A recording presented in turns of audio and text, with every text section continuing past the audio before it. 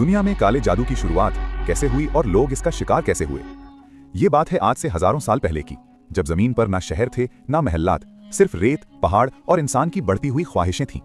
वो ख्वाहिशें जो कभी नहीं मरती। इंसान की सबसे खतरनाक ख्वाहिश हमेशा यही रही है कि वो दूसरों को अपने काबू में करे, और यही वो ख्वाहिश थी जिससे पहली बार काले जादू का साया दुनिया पर उतरा। इसी साये के साथ दो फरिश्ते आए जिनके नाम थे हारूत और मारूत। जब उन्होंने बाबिल की सरजमीन पर कदम रखा, वही बाबिल जिसे दुनिया बेबीलोन के नाम से भी जानती है, तो वो दुनिया का पहला जादुई शहर बन गया।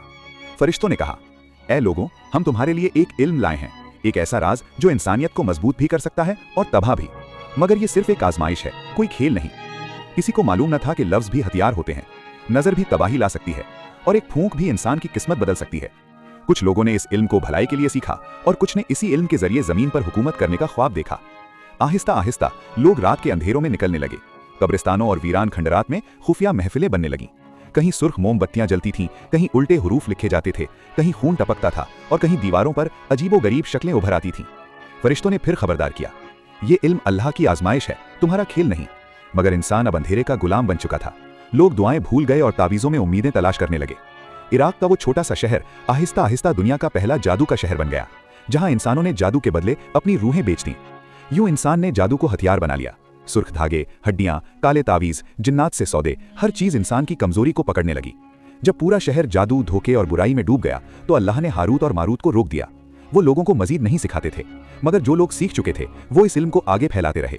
यहीं से काला जादू नस्लों में, किताबों में, तावीज़ों में और खुफिया हलकों में फैल गया। और फिर एक वक्त ऐसा आया जब लोग खुदा को भूलकर तावीज़ों, सितारों और अजीब निशानात पर यकीन करने लगे। अल्लाह ने बेबीलोन को मिटा दिया, मगर काला जादू आज तक नहीं मिटा, क्योंकि इंसान की लालच हर दौर में जिंदा रहती है। इसकी शुरुआत बेबीलोन से हुई थी, मगर इसका अंधेरा आज भी दुनिया में मौजूद है।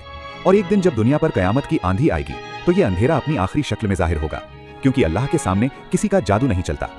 इसका असर सिर्फ उसी पर होता है जिसका दिल कमजोर हो और जो ईमान की रोशनी से महरूम हो। काला जादू ताकत नहीं, ये एक जंजीर है जिसमें इंसान खुद को जकड़ लेता है। और याद रखो, अल्लाह के सामने ना किसी तावीज़ की हैसियत है, ना किसी जादू की। बेशक मेरा रब हर चीज पर कादिर है।